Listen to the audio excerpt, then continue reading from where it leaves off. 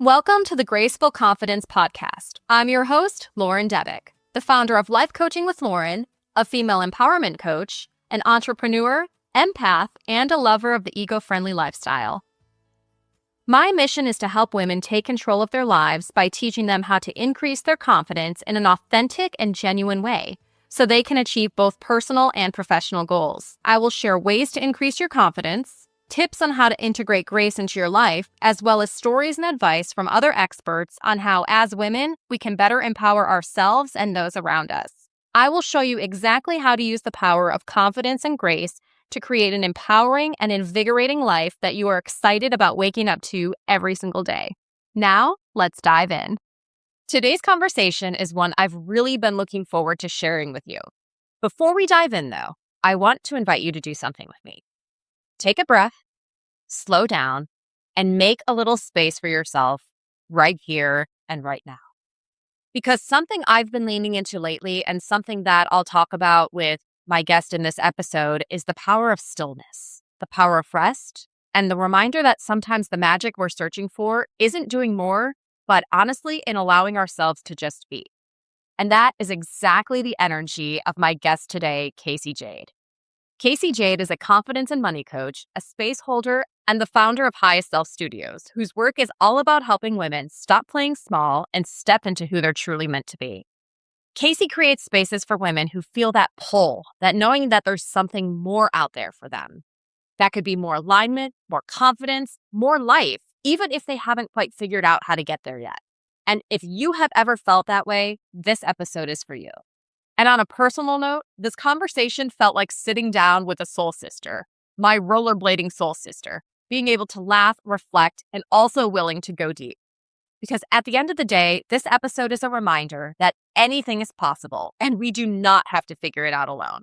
So if you've been feeling that nudge, that there's something more waiting for you, this is your invitation to jump on in. Casey, thank you so much for being on this episode of the Graceful Confidence Podcast. How are you doing today? I am so excited that it's Friday. I'm so excited for the weekend. I'm excited to be here. All happy vibes over here. Oh my gosh, I love it. Thank you so much. Definitely need this energy, need this good feeling vibes today. And hopefully we send this off to other people and they feel the same excitement. So today we're going to be talking about something I have struggled with myself and I'm continuing to work through. And I know that you help people with, and that is people pleasing.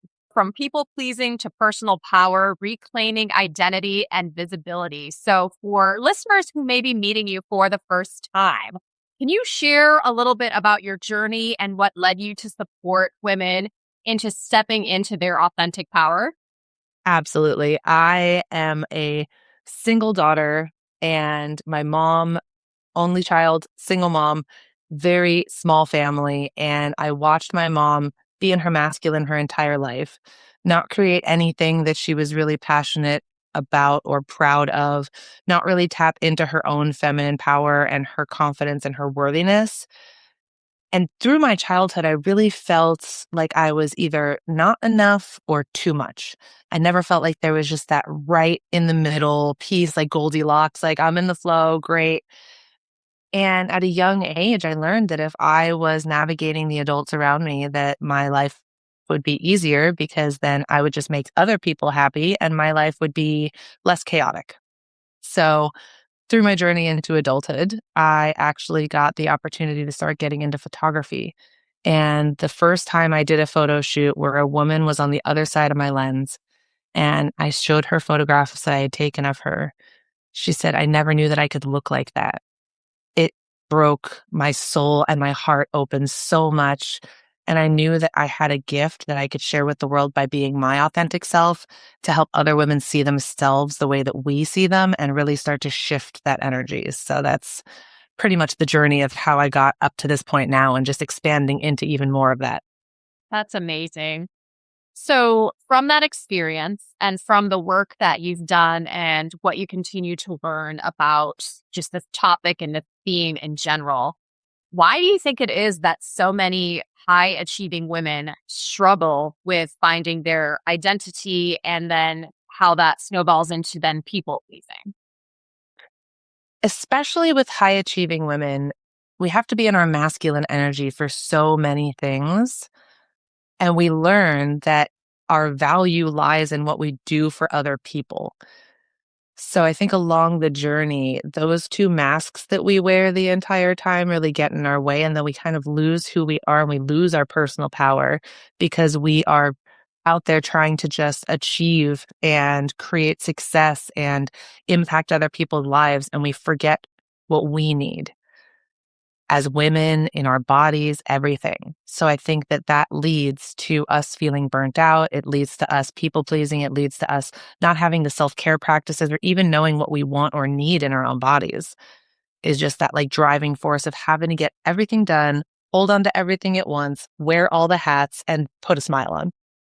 I'm smiling and laughing because I feel this to my soul, especially this week. So, Casey, for those of us who may be struggling with this in real time, what do we do?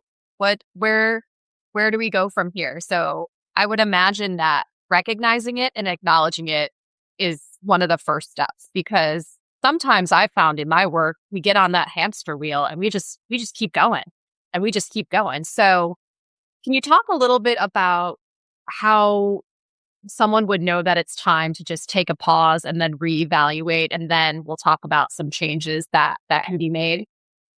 One of the first ways that I realized that I was in burnout and in complete nervous system deregulation is I looked at my calendar and I was booked out for like 2 weeks straight, no days off, zero things for myself, was not eating well. I was skipping meals. I wasn't going to the gym. I wasn't drinking water to hydrate my body. I wasn't stretching. I was just tasking.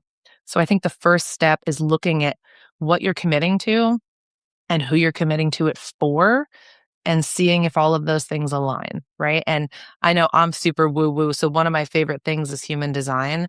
And I'm a sacral decision maker. So I'm like, but for some of my friends who are the emotional wave type of decision makers, their favorite sentence should be, "That sounds amazing. Thank you so much for the invite. Let me check some things and I'll get right back to you," so that they can sit in that decision-making process and not feel as though they need to say yes immediately and can really check in with themselves to see what their intention actually is.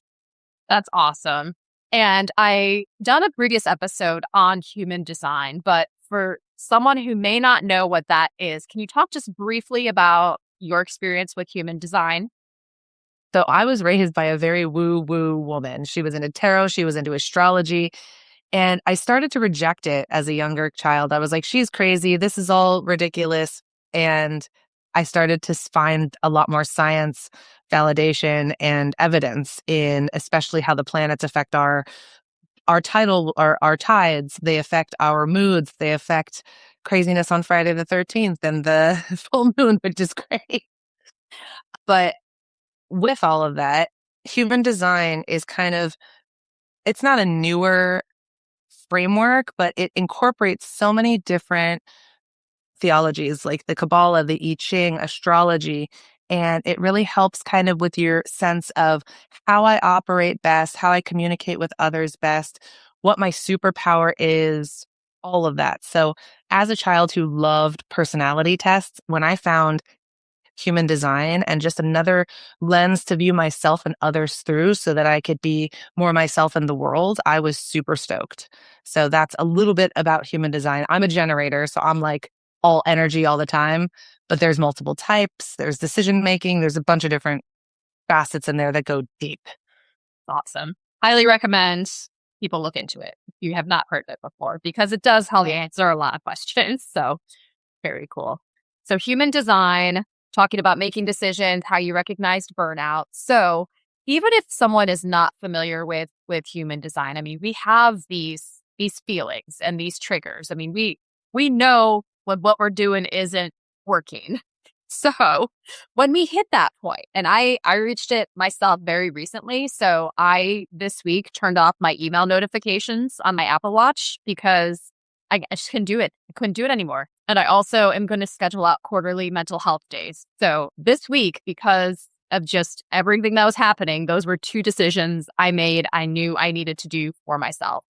So If someone's hitting this point where they recognize that what they're doing is not working, how do they make a change? Because there's so much information available out there. When you're working with clients, when you're coaching, when you're talking to people, what are your recommendations for how to get them back on track and get them back in alignment with their authentic self? Everybody, I feel like, especially in society today, is looking for like a quick, easy button fix, right? And it's so interesting because we can get an easy button fix immediately with a dopamine hit or whatever that looks like for you, or numbing, like that's a very huge thing for a lot of my clients and myself, right? Like, I'm just like, okay, cool. I have to get through this. So let's just get through it. But I think it comes with really recognizing that our nervous system is out of regulation, bringing ourselves back to what that looks like in our body, whether that's breath work, whether that's meditation, getting quiet, grounding with the five senses, and then really figuring out what we believe to be true about ourselves that leads us to these same outcomes and same patterns of action or of outcome. So our beliefs plus our behaviors equal our existence, because what we believe to be true about ourselves leads us to have the behaviors that we incorporate into our lives, which leads us to the outcomes that we get. So in my work, it's really interesting to look at what we heard from 0 to 7 in our imprinting years, who we modeled, who we reverse modeled, what we believed to be true about the world, ourselves, our value, about money, about confidence, about what's possible. And that's where all of the deepest, juiciest, most beautiful long-term change comes, because then we're really healing the root of what we believe to be true and moving forward with a new opportunity. So you said, which I think is very true, that we're looking for quick fixes as a society and having it be easy. But the reality is this work is not easy. It's messy and it's uncomfortable and it's painful. What have you found are the best ways to work through that uncomfortableness? Because it's going to happen. To get on the other side, it's going to be uncomfortable. It's where the most powerful breakthroughs lie, are in the breakdowns. And I think especially as women, one thing that we need to get through this is to be in this together and to create community and find people who we feel safe and seen with, to help us process, to hold space, to mirror back our power and our value and our worth and our potential, so that we can see them, or we can see ourselves the way that they believe in us, right? It's like the belief loan effect. If you see someone that believes in themselves, you can borrow their belief in themselves, start taking the actions that they've been taking in their lives, get the same type of results, and then start believing in yourself because you have evidence. But yeah, just really incorporating community and finding the people who have been where you want to go and see you and are heart-centered and are really in it for your highest good, not somebody who's like, I'll teach you how to make $125,000 in 90 days. Like, follow my formula. We are all beautifully designed snowflakes, okay? It's not a one-size-fits-all. It's not an easy journey, and it's a never-ending journey. And that's the beauty of it. The beauty is in the journey. The beauty is in every moment, in every decision we make. So I think really just finding somebody else and community to help hold space for that.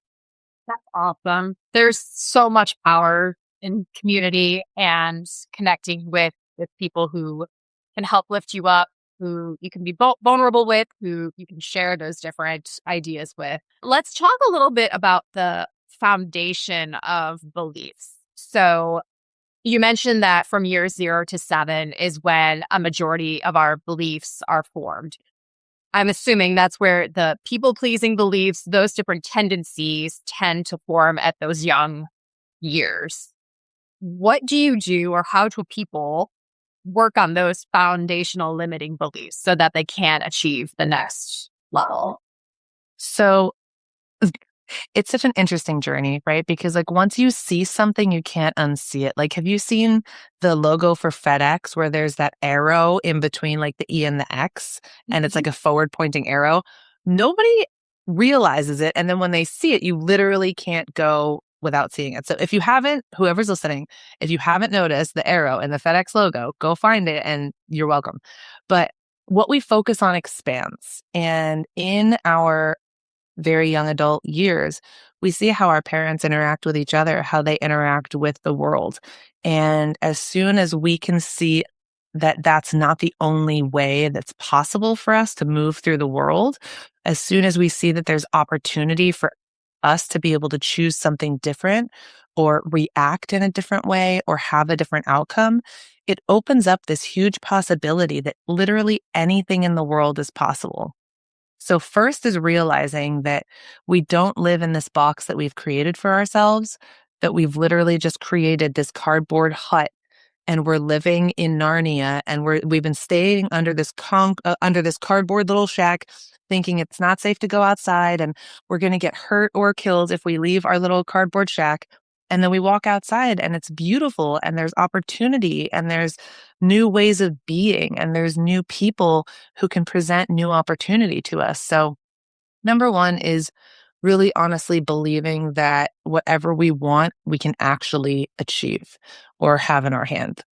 Number two would be shifting from a lot of the clients that I work with are in away from motivation versus towards motivation. So in say money, right? What that looks like is scarcity. So if we're in away from motivation with money, then we constantly attract situations in which we will have to be pulling away from scarcity. So racking up debt, having money that just comes out of our account constantly. We make money, it just leaves. We have no idea because it's subconscious, because that's our comfort zone. That's what we're used to. So if we keep those there, we know what to expect versus moving towards motivation where there's a goal we're going to achieve and we're working towards that goal and we're working towards abundance or towards something. So finding motivation, finding beliefs, it's all just like this beautiful journey of witnessing ourselves, how we're showing up for ourselves in the moment and why that is, like how we got there. So when you work with clients and you talk about the how and the why, what are some exercises that you take them through to get to that point? One of my favorites that is one of the more easy button ones for like just a brief visualization of like, wow, powerful. I walk them through what's important to you about X, right? So say we're trying to figure out they're not happy in their job. They really feel like they want something new in their life, but they're not really clear on what that is or why they want it. I would ask them like, what's important to you about getting a new job? And then a lot of times the first few answers are very conscious. They're what we think we are supposed to answer. So as soon as we keep diving into that ladder of, well, what's important about that to you, we get to their value system eventually. And by getting to that value system, if we can really tie back all of their future choices into what is important about life and values to them, then it'll be aligned with who they actually are inside versus what's expected of them.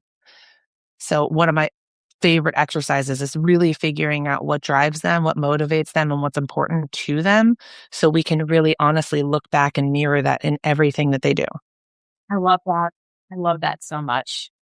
And from your experience, why does any of this matter? Why does it matter to be in alignment with your authentic self and to do the things that you value and actually believe and not just live up to what society or other people expect from you? Like, why would we do this anyway? I honestly believe that some people are put on this planet to not evolve and to not question and to be and to just go along and live and float and be in this world. And that's absolutely fine if that's what you're choosing and that feels good to you and that's your intention in this world is just to be. And I work with a lot of disruptive energies and people who are not happy with the status quo and they're not happy staying small and they want more with their lives. So if that's the energy that you have, if that's really where you are in your life and you know that there is more and you want more and you just haven't figured out exactly how to get there, like that's the golden ticket, right? Like anything is possible and we can make it happen together. That's awesome. So if someone is feeling that, and I feel like you and I both probably went through this quite some time ago because we're now at this point in our journeys where we're trying to help other people come on the other side of it.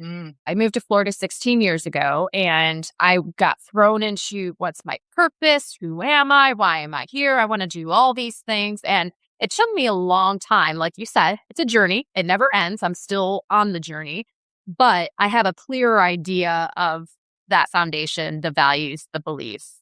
But it was really hard to even ask those questions and then figure out where to go from there. So I know you mentioned community, and that was something that helped me connect with other people who could help me along the journey. So like finding those guides and mentors or whatever you want to call them. Where would you tell people to even look for that kind of help? Because there's so much noise out there too. And I think that's another consideration also. I get overwhelmed. All the time. I mean, especially in American culture, it's so loud here. I got the opportunity to go to Nicaragua for 2 weeks to photograph with a client down there. And I honestly was culture shocked when I got back here. It was so much energy, ridiculously, that was just like all these advertisements in our face, all this commercialism, all of this processed food, all of this go, go, go. Oh, it's just so much.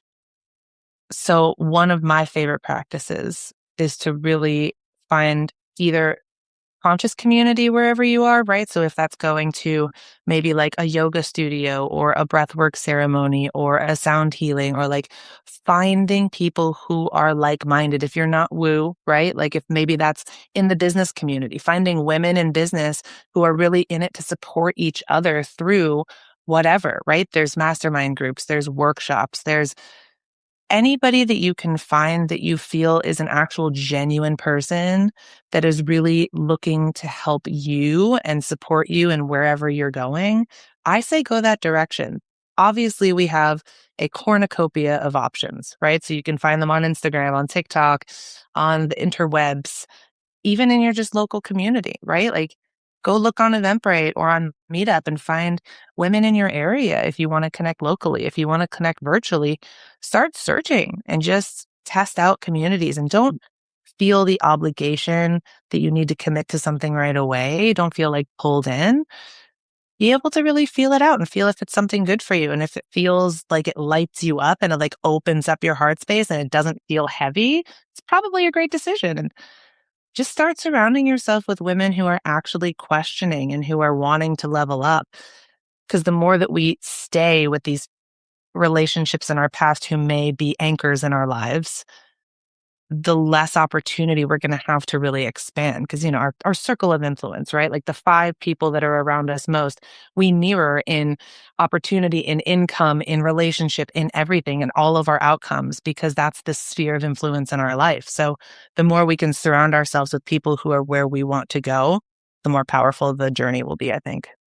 You mentioned something that I want to dive into a little bit deeper. So the feeling in your body of being lit up and feeling good. Something I've been on a journey with is that just the concept of embodiment and listening to your body and making decisions based off of that. So it's really hard for me because I'm going a million miles an hour all the time and there's so many distractions. But I know when I take a second, when I take a beat and a pause, what feels good and what doesn't feel good. And I try to follow that feeling. So like follow the tingle is what I have written down and one of my sticky notes, because I know it. When I listen to something or hear something and I get the tingle, it's like, okay, this is the path to go. But again, everyone may not be at that point in their journey. So they're probably like, what are you talking about? So frame the concept of embodiment and listening to your body. How do you encourage people to start that process of the journey? I as well have been through so many of these journeys, right? And I pushed myself so hard one time that my body literally started dry heaving and would not stop until I left this situation. And ever since then, I really just started asking myself, what have I not been listening to up until this point to get myself to where my body literally has to physically shut down Yes. for me to know that my intuition is telling me, get out of here. Yes. And I have very, very vehemently embraced breath work. I think that breath is our most powerful tool that we have in our bodies for getting quiet in a pretty quick time frame and getting out of our monkey mind, our overthinking mind, and really getting into just what our body wants, how we feel, and what that even looks or feels like, right? I've been disconnected from my feminine body 30 odd years, more than 30 years. And that's this beautiful unraveling and this Kundalini awakening journey that I've been on too, is just like reawakening and integrating that. And I'm a person, and I'm sure that you resonate with this as well, that I feel guilty when I rest or when I stop moving a mile a minute and doing 7 things at once. So for me, it's really just been shifting that energy to know that when I take moments of rest or take moments for breath or really getting intentional, that's where the magic comes from. And without it, the magic is chaotic. So even because I know a lot of women, I'm like, oh, like this is how I meditate. They can't meditate, right? They're like, I literally can't sit still. I can't quiet anything. And that's why I love breath so much, because I focus on the breath and the actual rhythm of it instead of just that blank space or letting the clouds float by and not having the thought attack me, right? So I think that a really good bridge into feeling into your intuitive feminine body is utilizing breath work. 1,000%. What are some, I'm not going to say easy, what are some small breathwork techniques? Because again, if someone's listening, they're like, okay, I'm going to sit there and breathe. That's not exactly what you're talking about. Exactly. So our whole lives, right? We breathe shallowly into our bodies. We don't constantly take deep breaths. We don't constantly exhale everything in our bodies. We are just breathing a little bit at a time in a fight or flight manner in our nervous system. So 2 things I'll say. One is a really good way to reset your actual flow, your grounding, and reset the halves of the brain and reset their communication. And it's called alternate nostril breathing. So with that practice, you would take your thumb and your forefinger, and I know that this is all audio, so I'm going to do this as visually audibly as possible, but you take your right thumb and place it on your right nostril, and then you breathe in through your left nostril, hold it, take your forefinger and place it on the left nostril, and exhale your breath through your right nostril, and then inhale back through that nostril, close that up, open up the finger on the other side, and exhale through that nostril, and then inhale through that left nostril, close that off with the forefinger, open up the thumb, exhale through the right, and so on and so forth. It forces air through both passageways one at a time and resets your entire nervous system to just be in creative flow. So if you do that for about 2 to 3 minutes, that is a fabulous practice, really easy on the go. You don't need any tools. You just need yourself. The one I would say that is most beneficial for calming people's nervous systems before going to sleep is my elongated version of box breathing. Box breathing is typically called box breathing because it's 4 in, hold for 4, out for 4, hold for 4. So it's a lot of 4s and it looks like a box if you were to draw the actual shape of it. The elongated box breathing version is in for 4, hold for 4, out for as long as you can, at least 8, hold for 4, in for 4, hold for 4, out for 8. It's because our exhale is really the key to our central nervous system in re-regulating us and getting us back into that calm heartbeat, that just relaxed state so that we can reset and go back to sleep. So if you're looking for a sleepy one, that's it. If you need to get pumped up or get really excited for something or just reset during the day, I would say that alternate nostril breathing is a very good practice, especially if you're in the car, on your way to something. It looks a little funky in traffic, but it feels great. It's interesting. I recently got one of the health rings, so the metrics that measure my stress. and stuff. And it's alarming. It's concerning. So I know that I need to take better care of my psychological stress level throughout the day. I think I now have the data right in front of me to show me that. And I also know that breathing grounds me quickly and it brings me back into that restorative state. And it's interesting because we talk about these things all the time, but for me to see those numbers right in front of me and I can see it physically happening, it has been extremely eye-opening. And also how much I'm in the stress level and how I know that that's not great. So that's something that I'm personally working on. We treat ourselves like we treat our vehicles sometimes. We don't do anything with them until there's a problem, until the tire pops, until our windshield wipers are falling off of our car, okay? Like, we deserve to treat our temples better than we treat our poor little cars because our cars we replace. Our bodies, we have the whole time. Yeah. Yeah, that's powerful. And it's true. Your body will tell you when you need a break, it's gonna tell you. And sometimes You're gonna get sick. shut down. It's the most convenient moment. So you can either take care of it now, leading up to it, or when you need a break, it's gonna give you a break. And sometimes not like ideal circumstances. No, a lot of people, especially like in your 30s, are like, we don't like exercise. The gym sucks. Like, we don't want to move our bodies. I'm like, put the fun back in functional adulting. Like, go dance, go swim, go rollerblade, go do something you did when you were a kid. Like, No, some rollerblading. My ongoing joke is I keep my rollerblades in my car in case like the Mighty Ducks want to reunite. And then I'm like ready for some roller hockey. If anyone's out there, I'm ready. I'm ready oh my God. play some hockey. I'm rollerblading. I knew we were going to be best friends. Yep. I keep my rollerblades in my car too, just in case I have a moment that I can go to the park and just be in nature, ground on my skates because it's my happy place. Yeah. Oh, I love that. That's awesome. Oh my gosh. Maybe a little hard. You live in a much better place than I do for rollerblading. Vegas is so hot during the summer. It's ridiculous, but Yes. It is nice. It is nice to be able to get out there about year round and do it for sure. So growing up in Cleveland, I always got skates for my birthday, which is in February. So I'd be like skating in the basement in a 6 foot by 6 foot area. So I feel liberated now to get to do it pretty much whatever time allows, but I'm not hindered by the weather, which is great most of the time. that's the best part. Let's talk about some success stories on top of rollerblading whenever you feel like it and being happy.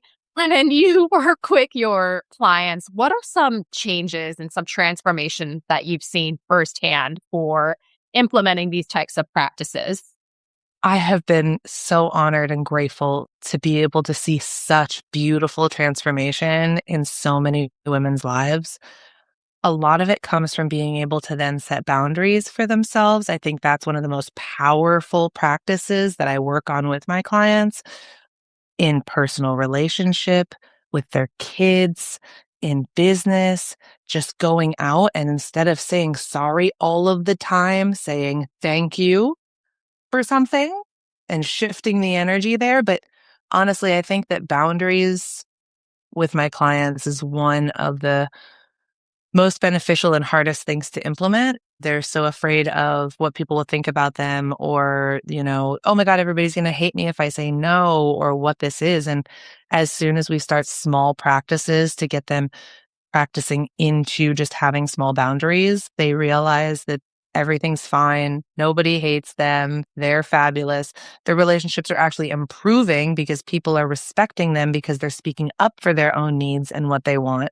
So I think boundaries is one of the biggest shifts. And then coming out of the belief that they are unworthy of what they want in their lives is, I think, that the second most powerful one, because I think a lot of us hold on to a lot of guilt and shame, and that leads us to not feeling worthy or valuable.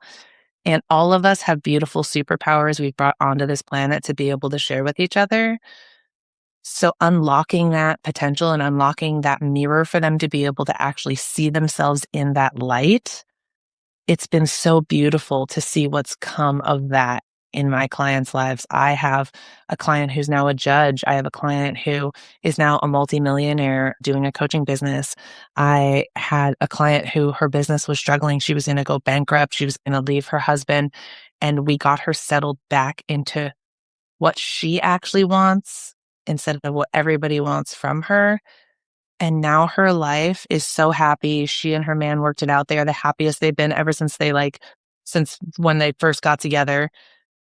The business is thriving, everything, just like helping women see a different opportunity is such a cool thing that we get to do in our lives, right? Like we get to hold space for change because we've chosen that in our lives and we've taken the uncomfortable steps to really go deep into the work. And the work is just that bloomin' onion of things, right? We've excavated ourselves so we can help others excavate the things that are holding them back. And there is so much power in being able to set the boundaries and to say no. You mentioned earlier one of the phrases that people could use of, let me look into a few things, so that it doesn't have to be no right away if people aren't comfortable saying that.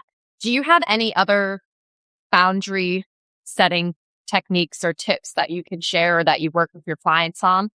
Because I know this is a big one for especially women, being able to say no to things. Yes. I think my two favorite ones, there was an analogy in one of my personal development and leadership courses where they said, when you're having a conversation with someone, you're not only having that conversation, you're having a conversation about how the other person is doing in the conversation. You're having a conversation about how you're doing in the conversation. You're having a conversation about the conversation, and the other person's having those same conversations, plus the conversation happening. No pressure. No pressure. No pressure. Totally fine. And in that, especially as women, I think our beautiful, chaotic, emotional energy can come up very quickly.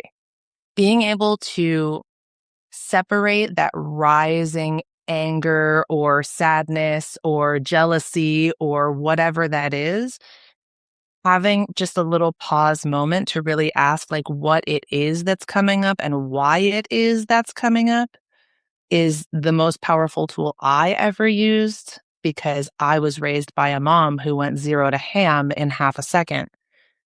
And that's what I saw. That's what I thought was healthy.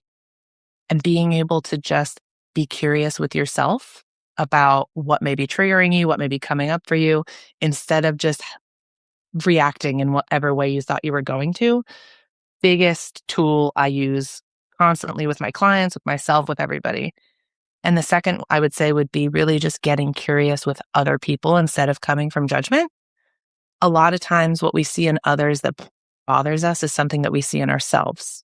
So if we could have more compassion for other people and figure out why they are doing whatever they're doing or where they're coming from, just with coming from love and curiosity and say, hey, like, I'm just really interested in like, hey, like what happened the other day or how you were feeling or what led you to this decision because I'm interested versus saying, you did this to me, you this, you that. And then there's this whole defense thing that comes up, right? So stopping to pause before reacting and coming from curiosity instead of judgment. There are so many great takeaways from this conversation that people can start doing immediately. If they're feeling burnt out, if they're feeling like they're on that just revolving door, they can't stop. From the pausing to the grounding to the breathing, it really does make a huge difference. But it's uncomfortable. It's a transformation and it's change. Is there anything else you would like to share or talk about that you've seen works really well for people or that you would want listeners to know? I definitely think that how we do something is how we do everything. So if there's something bothering you in your life, if you focus on that and figuring out what's your block or why you keep choosing that, I think that will have a really good ripple effect on you. Also, I think that money is a huge trigger for everybody. So if we start treating our money how we treat everything else in our lives, I think we'd all have better outcomes. So I would say budgets are just a bad word for me, right? Like I don't want to keep people in a box, right? We talked about that earlier. I don't live in a box. I loved that episode that you had where you talked about that. So just Also, if you have not yet listened to any of Casey's podcast episodes, please do so because they are phenomenal. So it's interesting because like a lot of financial influencers, financial advisors, they say, stick to a budget, stick to a whatever. No, no, no, no, no. First, we just have to figure out what's coming in, what's going out, and if that aligns with your values. So I would say really how we do something is how we do everything. And if you just start tracking your money, start there. It'll shift more than you know. If someone wants to learn more about you or wants to do some work with you or listen to your podcast, where should they go? So a few years ago, I shifted my company from my name, right? Because before when I started my company, I'm like, it's all about me and my influence and how I can help people. I shifted it to Highest Self Studios because I really am in this to help people step one step closer to that from the boardroom to the bedroom. So highestself.me is where you can find all of my stuff, podcast, everything, or just Google Casey Jade because I'm here. I'm out there. I'm everywhere. Thank you so much, Casey. Thank you for taking the time and for the amazing work that you're putting out into this world. Thank you, Lauren. So happy to be here. And you're just radiant. Thank you. Thank you so much for tuning in to the Graceful Confidence podcast. If you know someone who could benefit from this podcast, please go ahead and share it with them. Encourage them to like and follow this podcast so they know when new episodes are launching. Thank you again, and we'll talk soon.